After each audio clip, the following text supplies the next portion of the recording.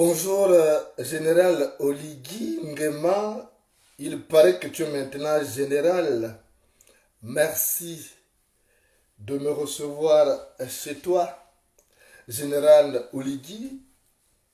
Bonne chance pour des galons de général de pacotille. Mon général, je préfère t'appeler mon général pour te donner un semblant de personnalité, alors qu'en réalité, tu n'es qu'un menu fretin.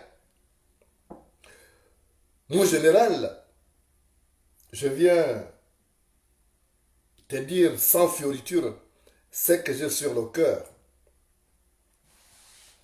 Parce que avant hier, pendant que je me musardais à regarder Facebook, je suis tombé sur une image qui m'a sidéré, qui m'a estomaqué. J'ai vu un père de famille à genoux, à côté de sa fille qu'il accompagnait à l'école ou qu'il reprenait. Et devant lui, il y avait deux petits soldats mal éduqués comme toi, deux petits soldats à l'éducation inachevée, à l'instruction ratée, qui l'ont donc sommé de se mettre à genoux parce qu'ils n'avaient pas de masque. Général Oligui, c'est un acte grave. Je sais que votre régime, celui du despote valturinaire Ali Bongo, existe en humiliant ses semblables. C'est un trait de caractère dans votre régime immoral. Mais j'étais choqué parce qu'en tant que gardien de la morale, on ne peut pas accepter de telles choses. On ne peut pas humilier un père de famille devant son enfant. Vous l'avez non seulement déshumanisé, mais vous l'avez animalisé devant son enfant. Naturellement, pour des personnes qui ont raté leur instruction, leur éducation comme toi, cela ne veut rien dire. Parce que humilier les autres fait partie de votre mode d'intervention. J'ai été choqué. J'étais estomaqué et je suis resté insomniaque jusqu'au petit matin. Parce que j'ai compris à quel niveau notre pays a atteint la dégaine politique à cause des oripeaux de ton espèce. J'attends dans l'immédiat des sanctions à l'encontre de ces soldats. Je sais que vous avez intégré, vous avez recruté la racaille. Et quand vous avez la racaille qui est commise au rôle de sécurisation de la ville, on arrive à ce genre d'excès. Dans un pays sérieux dirigé par des gens sérieux, ces gars méritent une sanction lourde. Parce que non seulement ils ont humilié ses pères de famille devant son enfant, mais ils ont renvoyé une mauvaise image du Gabon à l'extérieur. On pense que au Gabon on est sauvage comme toi, comme eux. Et on pense que les Gabonais sont sauvages. Parce que si on arrive à humilier le père, un père de famille qui est père de famille comme toi, qui monte sur une femme comme toi tu le fais, ça signifie que on n'a pas de personnalité. Et mon général de pacotille, il est plus facile de mépriser autrui quand on se méprise soi-même. Je crois que ce genre de comportement ne doit pas exister. Vous avez mis dans le cadre, justement, de votre volonté de capter le grizzly pour tenter de requinquer l'État gabonais, pour tenter de renflouer les caisses de l'État. Vous avez pris une batterie de mesures, notamment des amendes qui font partie du gisement fiscal que vous avez créé au plus fort donc des difficultés de trésorerie. Vous avez pris un certain nombre de mesures, notamment des amendes allant de 25 000 francs CFA à 50 000 francs CFA. Ceci étant, est-ce que ces soldats avaient besoin encore d'humilier ces pères de famille puisqu'il est tombé sous le coup de votre fameuse loi, votre loi? Il n'avait pas de bavette, il n'avait pas de masque. N'aurait-il pas été judicieux seulement de le verbaliser? Puisque vous cherchez coûte que coûte de l'argent, quitte à se comporter en détracteur stérile du peuple gabonais. Est-ce qu'il n'aurait pas été judicieux de coller juste une amende à cet homme? Et d'ailleurs, la garde républicaine n'est pas faite pour des missions de maintien de la paix dans le périmètre communal. Il y a un rôle, c'est la police. Et la police doit donner des contraventions que les agents doivent, que les personnes qui sont donc auteurs de ces violations de la loi doivent aller payer au trésor public. Pourquoi vous n'avez pas infligé une simple amende à cette père de famille que de l'humilier devant son enfant qui désormais n'aurait plus l'idée élevée qu'elle a de son père? Parce que dans la société traditionnelle africaine, le père incarne le chef de famille, il incarne l'autorité familiale. Et lorsque vous faites perdre l'autorité familiale à un homme devant sa fille, c'est que vous le déshumanisez parce que vous-même vous êtes des animaux, vous n'avez ni âme ni conscience. J'attends de toi, mon général de pacotille, que ces soldats soient sanctionnés avec la dernière énergie pour décourager d'autres velléités dans ce sens. Sinon, ils reprendront. Parce que si le singe tombe d'un arbre, s'il ne se blesse pas, il reprend à jouer. Si le singe tombe d'un arbre, s'il ne se blesse pas, il reprend à jouer. J'attends donc de toi. Il paraît que tu es général, mais pour moi tu es un général de pacotille.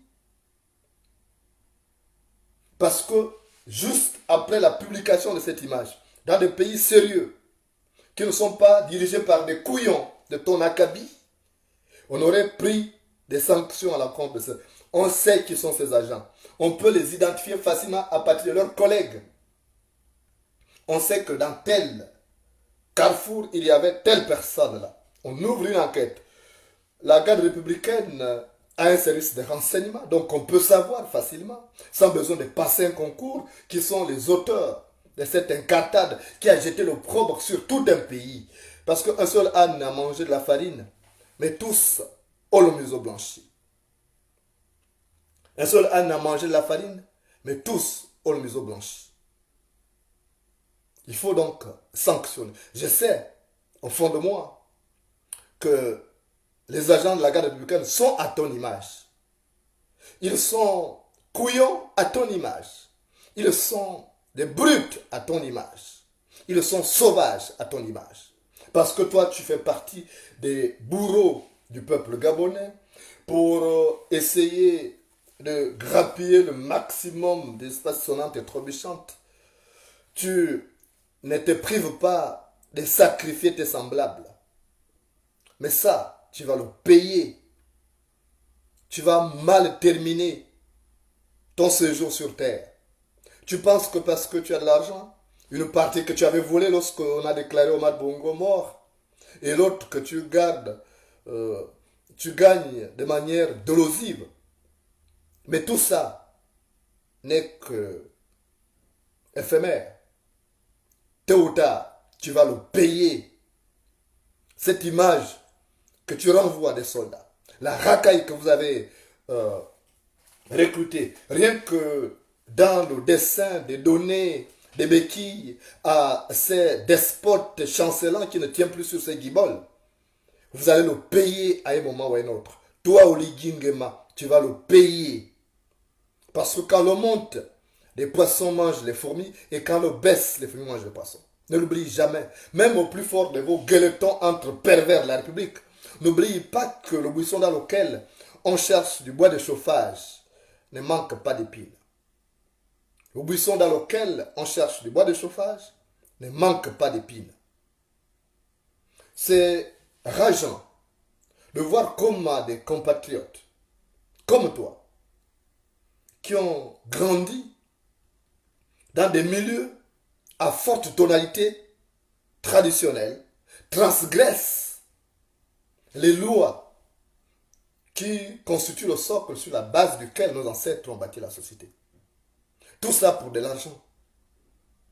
Ça ne m'étonne pas parce que tu es un arriviste. Et comme disait Paul Jean Toulet, les arrivistes sont des gens qui arrivent, ils ne sont jamais arrivés.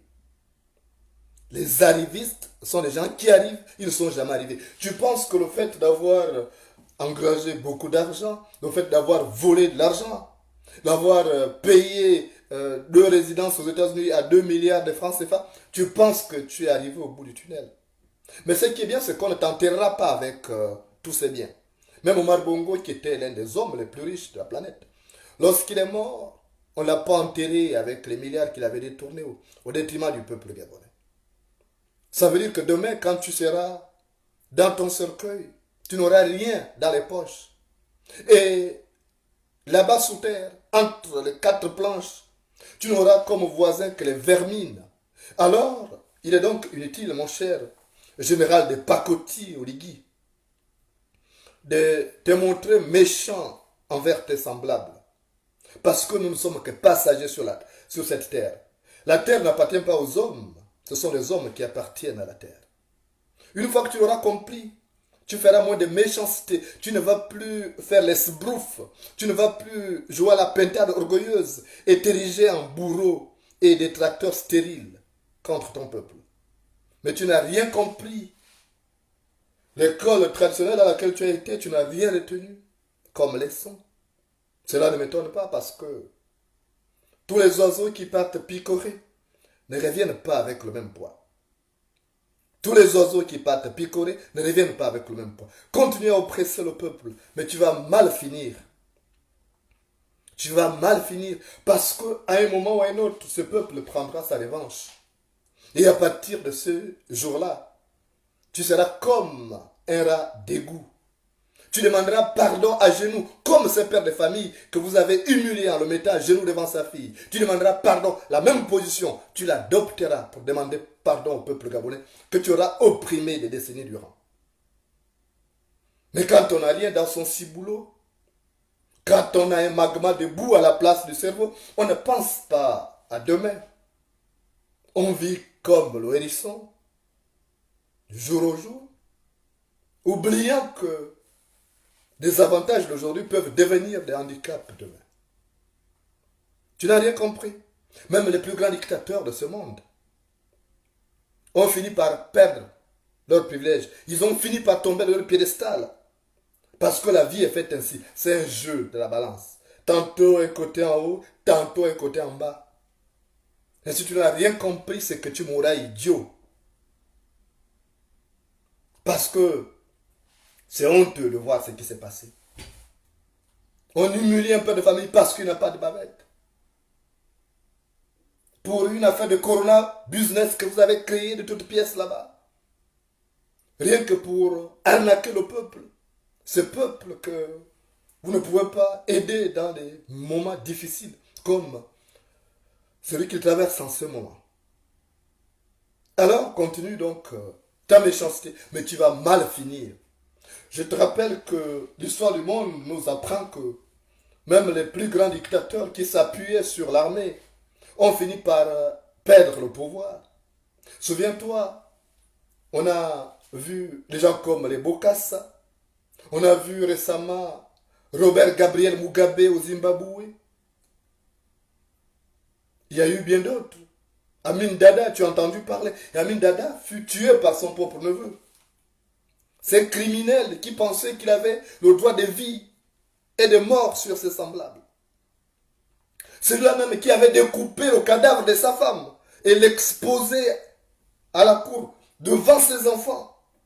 Il pensait qu'il était immortel. Et pourtant, il a fini par périr dans des conditions catastrophiques, flingué par son propre neveu qui en avait marre. Parce qu'à un moment ou un autre, on arrive à atteindre le nec plus ultra. Cette ligne rouge à ne pas franchir. Et je crois que vous êtes en train de franchir le Rubicon. Vous êtes en train de construire un Gabon de rancœur, brique par brique. Chaque jour que Dieu fait, vous faites du peuple gabonais un peuple qui va se révéler vindicatif et qui prendra sa revanche le moment venu. Les agents de la garde républicaine sont méchants comme toi. Ils sont dépourvus de bon sens. J'ai vu des images qui m'ont été envoyées par des amis qui sont en Côte d'Ivoire et au Sénégal.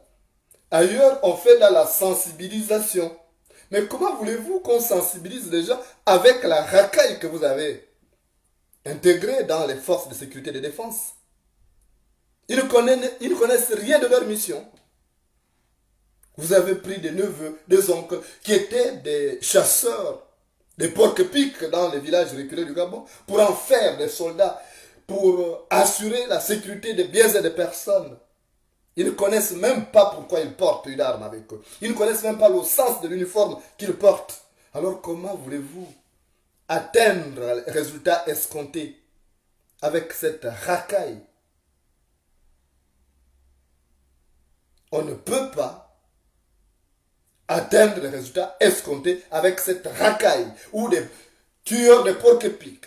Des gens qui auraient été utiles rien que pour alimenter les marchés de Libreville en viande et même en poisson. On en fait des gardiens de paix. On en fait des gardiens de la République. Ce n'est pas la mission qui devait être dévolue à cette racaille. Parce que transporter de l'eau n'est pas le rôle du panier. Transporter de l'eau n'est pas le rôle du panier. Et tout ça, c'est parce que la garde républicaine est dirigée par un voyou de ton espèce. Oui, tu fais partie de cette racaille. Tu fais partie de cette racaille parce que tu approuves ce comportement. Si tu étais un modèle, ils allaient avoir peur. Si tu étais un chef exemplaire, ils allaient être exemplaires, ils allaient éviter. Mais quand tu es la racaille aussi, tu fais partie de cette racaille, c'est normal que tu ne trouves pas que ce comportement, c'est une incartade, que ça sorte des sentiers battus. Tout ça parce que tout simplement, tu es aveuglé par les friandises du pouvoir. Tu ne penses qu'à ton estomac, tu ne penses pas à ce peuple. Mets-toi un seul instant à la place de ces pères de famille. Qu'on te mette, toi, à genoux devant ton enfant de 4 ans, comment te sentirais-tu? Il faut souvent se mettre à la place de l'autre. Parce que si tu penses que le pain ne sent pas la chaleur au four, prends sa place. Si tu penses que le pain ne sent pas la chaleur au four, prends sa place. Mais je te dis, tu vas mal terminer. Tous les gens qui ont joué à ces jeux, ils ont fini très mal. Et parfois zigouillés par les régimes qui nous ont servi avec excès de zèle, faisant de la persécution leur agenda existentiel. Inutile de te rappeler des cas récents, comme Hervé Ndong,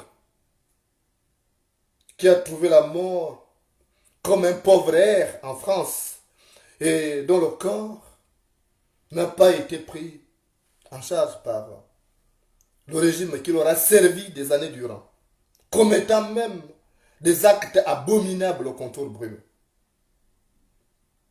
Alors, heureusement que vous êtes tombé sur ces pères de famille humbles.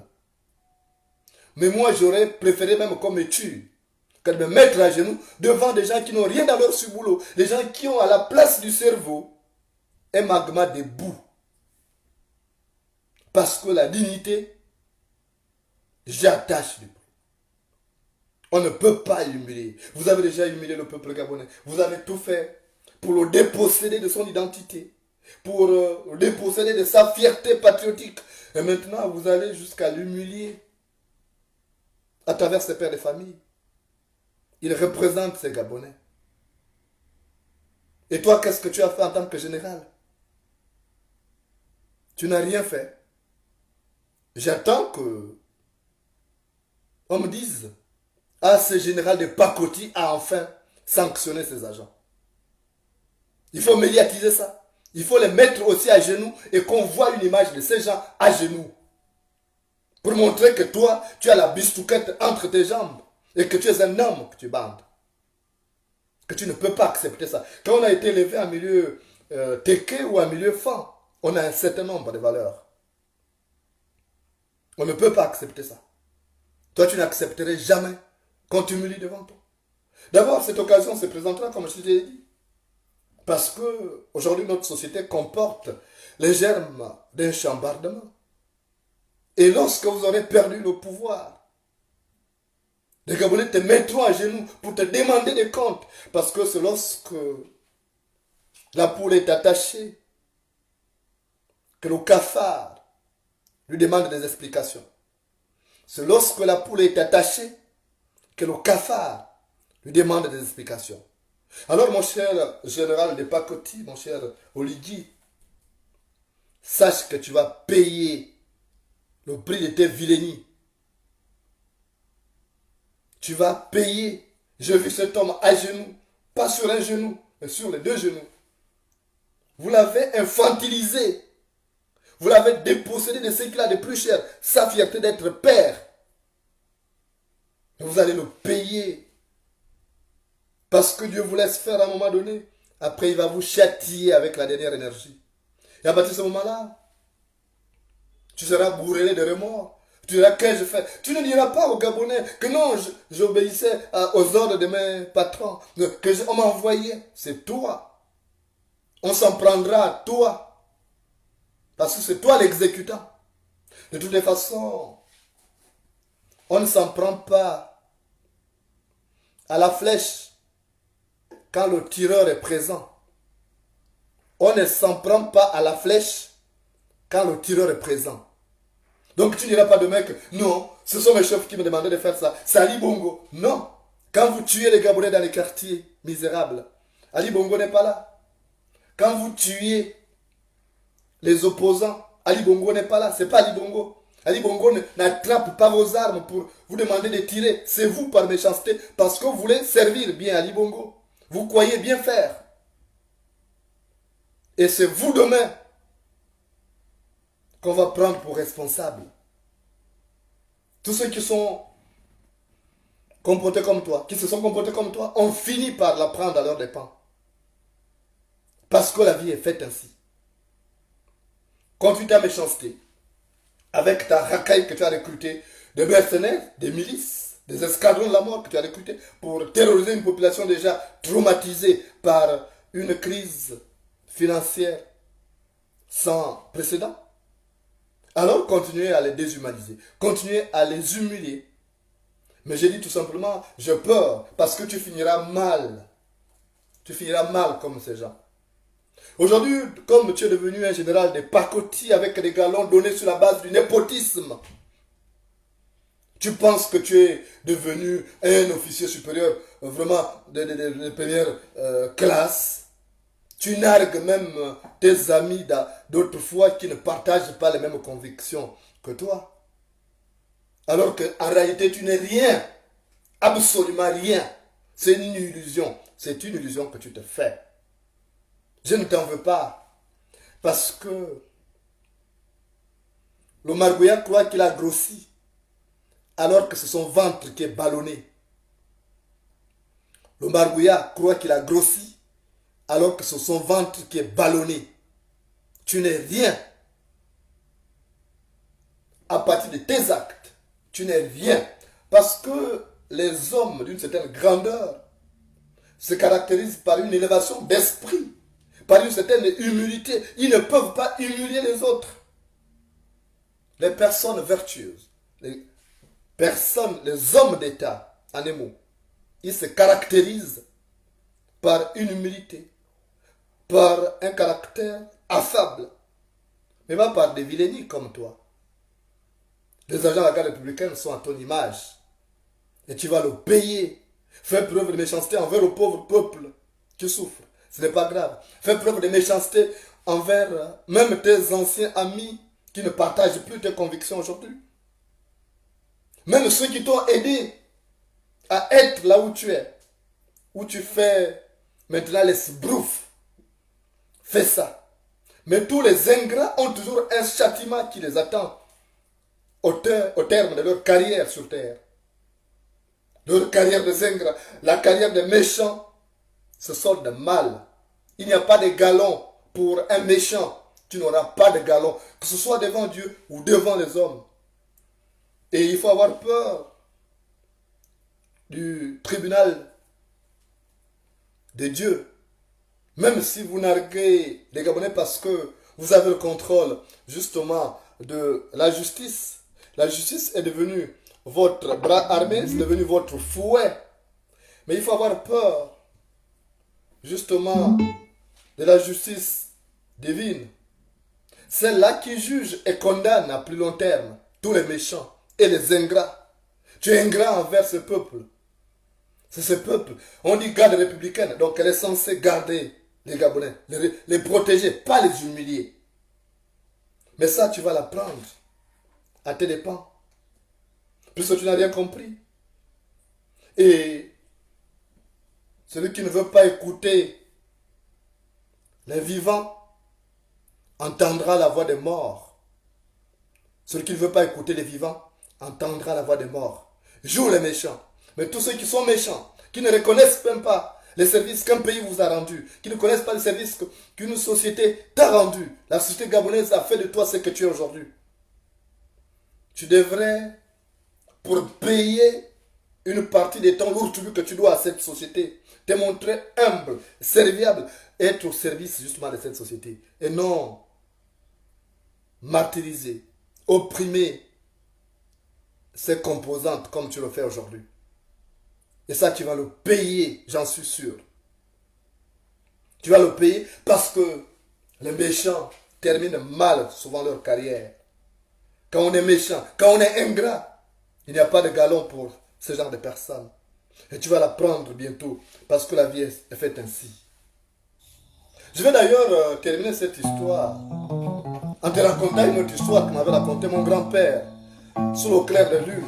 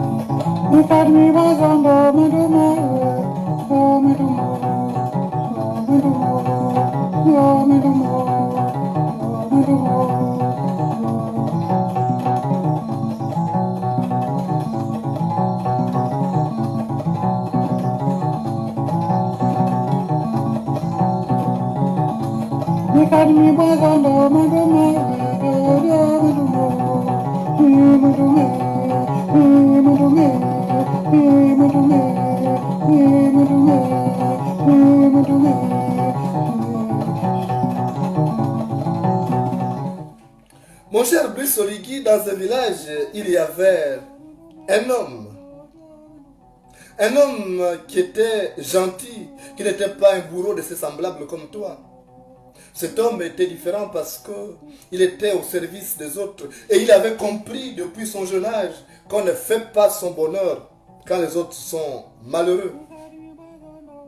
Cet homme aidait toujours ses semblables en difficulté. Il ne profitait pas de son statut pour opprimer les autres. Cet homme s'appelait Mumbina. Et Mumbina était dans son village, il vivait paisiblement.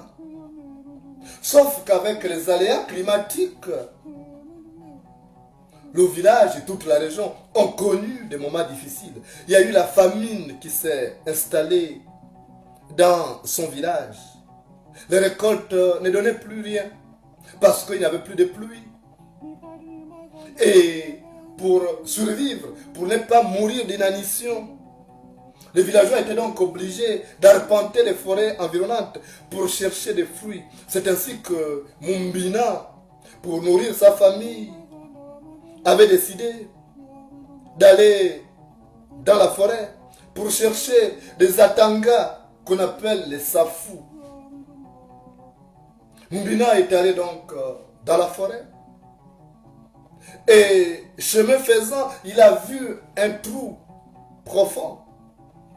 Et il s'est mis à lorgner ce trou pour voir ce qui s'y trouvait. S'il n'y avait pas de l'eau dans ce trou, parce que les pluies étaient devenues rares.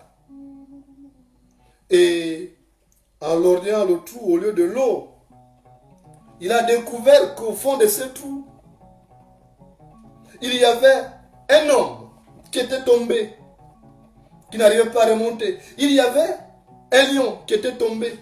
Il y avait un singe et il y avait aussi un serpent qui était dans le piège du trou parce qu'il ne pouvait plus remonter. Le trou était très profond. Et c'est comme ça que Mumbina, sachant que tous ces êtres étaient en danger, comme c'est quelqu'un qui voulait faire du bien, il avait décidé donc de les secourir. Il a pris sa machette, il a coupé des lianes, il a attaché pour sortir un à un tous ceux qui étaient dans le trou. Et le singe, naturellement très spitant, était le premier à saisir la liane pour remonter à la surface. Après, quand il est arrivé à la surface, il a dit merci à Mumbina. Il a dit, je ne t'oublierai jamais. Je n'oublierai jamais ce service que tu m'as rendu parce que sans toi, je serais mort au fond de ce trou. Après, c'était le lion, le roi de la forêt, qui est monté grâce à cette liane, à cette perche tendue par Mumbina. Et quand le lion est venu à la surface, il a dit à Mumbina, merci, tu m'as sauvé la vie, je ne l'oublierai jamais. Il a pris son chemin. Et après, le serpent aussi est sorti du trou. Il a, comme les autres, remercié Mumbina pour son secours. Et chacun a pris son chemin. Mumbina est reparti en brousse. Le lendemain, parce qu'il n'avait pas trouvé des safous, des atangas, comme on les appelle chez nous. Chemin faisant, Mumbina a croisé un singe. Le singe là s'est mis à le regarder. Et le singe a dit à Mumbina, c'est pas toi qui m'as sauvé la vie l'autre jour? Mumbina a dit, si, c'est moi. Il dit, qu'est-ce que tu cherches? Mumbina a dit, il y a la faim là-bas, il y a la famine. Je cherche des safous, des atangas. Il a dit, bon, attends, j'arrive. Le singe a grimpé à un arbre, un atangati. Il est allé cueillir tous les atangas qui étaient là-bas et il a fait descendre ça au sol alors que Mumbina n'avait pas la force d'aller jusqu'au sommet de cet arbre. Et Mumbina, content, est parti, il est allé nourrir sa famille et même ses voisins. Quelques jours plus tard, Mumbina est reparti dans la même forêt. Il a cette fois-ci croisé le lion. Le lion l'a regardé, il a dit, c'est pas toi qui nous as sauvé la vie l'autre jour quand nous étions dans un trou? Mumbina a dit, c'est moi. Il a dit, qu'est-ce que tu veux? Il dit, non, je suis venu parce que là-bas c'est compliqué. On meurt de faim, on meurt de famine, plus de viande et tout. Il dit, bon, attends. Le lion a rugi, il a appelé tous les autres animaux de la forêt. Il leur a dit, c'est moi votre chef. Cet homme que vous voyez est quelqu'un de bien. Il a besoin du gibier. Allez-y m'attraper du gibier et venez lui donner ça. Mumbina n'a même plus besoin de faire de la chasse. Quelques minutes plus tard, on lui a amené du gibier. Et il avait tellement de gibier sur lui qu'il avait du mal à tout transporter au village. Et après, qu'est-ce qui s'est passé? Puisqu'il y avait un homme qui était aussi dans le trou là que Mumbina avait sauvé et qu'il avait remercié. Mumbina, sachant que le moment était difficile, il avait appris que cet homme était devenu serviteur du roi. Le roi d'Enzambi qui trônait dans la région. Donc Mumbina avait décidé d'aller voir cet homme à qui il avait rendu le service pour dire, mais moi j'ai faim, j'ai des problèmes pour nourrir ma famille, toi qui travailles avec le roi, est-ce que tu peux m'aider à rencontrer le roi? J'ai besoin d'une audience pour qu'il me trouve quelque chose parce que je n'arrive plus à nourrir ma famille. Donc Mumbina avait décidé d'aller à la rencontre de cet homme à qui il avait rendu service avec l'espoir que le monsieur allait lui rendre l'ascenseur. Il est allé donc chez le roi d'Enzambi. Et quand il est arrivé au portail, il a rencontré le monsieur. Il l'a reconnu. Mais contrairement aux animaux, ce monsieur était méchant comme toi. Donc il s'est mis à toiser Mumbina. Il dit, tu veux quoi? Mumbina dit, je voulais rencontrer le roi d'Enzambi parce que je n'ai rien à manger. Les aliments ne poussent pas. On me dit que le roi a tout ici. Il a les sacs de riz et tout. Est-ce qu'il pourra me donner quelques sacs de riz ou même un seul sac de riz pour nourrir ma famille? Et cet homme qui était méchant comme toi, il est rentré dans le palais du roi d'Enzambi et il est allé dire au roi d'Enzambi le contraire, comme il est méchant comme toi. Il a dit, mon roi, il y a quelqu'un qui est là, qui est venu. Ce monsieur-là est très dangereux. Chaque fois qu'il arrive chez les gens, il y a un malheur. C'est un criminel.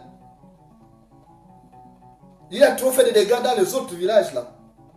Donc il ne faut pas le recevoir. Ce qu'il faut faire, c'est même, il faut qu'on le tue. Il est dangereux ce monsieur. Il s'appelle Mumbina. Et c'est comme ça que le roi d'Enzambi a dit, ah bon? Et comme ce monsieur était un de ses fidèles serviteurs, comme toi tu l'es avec ces despotes d'Ali Bongo.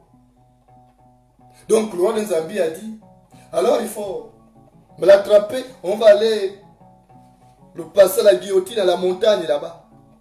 On ne doit pas recevoir des gens de mauvaise foi, des gens de mauvaise volonté, des gens qui n'ont pas de cœur, des gens qui apportent le malheur. Il ne doit pas être dans notre village, il faut qu'on le tue. Et c'est comme ça que Mumbina qui attendait qu'on vienne l'appeler pour aller rencontrer le roi, il est surpris de voir les serviteurs du roi qui arrivent pour l'attraper comme un malpropre. Il dit, mais vous m'amenez où? On le soulève. Il dit, mais je veux voir le roi. Il dit, non, tu es dangereux. Nous avons appris que tu es dangereux. On a amené Mumbina au sommet de la colline pour tenter de le guillotiner. Mais avant de le guillotiner, il fallait attendre le coucher du soleil. Donc toute la journée, sous le soleil, Mumbina est resté là. Il transpirait, ligoté. À cause de la méchanceté de l'homme qu'il avait sauvé. Et pendant qu'il était là, à ligoter dans l'herbe, il y a un serpent qui est venu. Le serpent est venu et il a regardé Mumbina. Il a dit, c'est pas toi l'homme qui m'avait sauvé l'autre jour là avec les animaux. Hein? Mumbina a dit, c'est moi. Il dit, comment? On veut me tuer parce que je voulais rencontrer le roi. L'homme que j'avais sauvé là avec vous. Il a dit n'importe quoi au roi. Il dit, mais le lion t'avait dit de ne pas l'aider, non? Il dit, oui, mais moi je ne peux pas ne pas l'aider. Je vous ai aidé, pourquoi je ne peux pas aider mon semblable? Et il a dit, bon, comme on va te tuer, je te donne l'astuce. Au lieu de pleurer, là où tu es ligoté, tu te mets à crier, à chanter, en disant que dans mon village, celui qui est mordu par le serpent ne meurt pas parce que nous avons le remède. Tu répéteras ça. Et quand il viendra, tu répéteras ça. Moi, le serpent, je m'en vais au village là-bas, chez le roi. Je vais aller mordre le fils du roi. Il va mourir. Et comme ça, toi, je te donne le remède. Voilà cette feuille-là. Tu vas l'amener pour dire que tu peux sauver le fils du roi. Mumbina a dit, mais comment je vais aller là-bas puisqu'ils viennent pour me tuer? Il dit, tu te mets seulement à crier. Là où tu vois là, c'est le passage de toutes les personnes qui vont en brousse. Ils passent par là. Donc tu te mets à crier à quelqu'un qui va écouter ce que tu vas dire.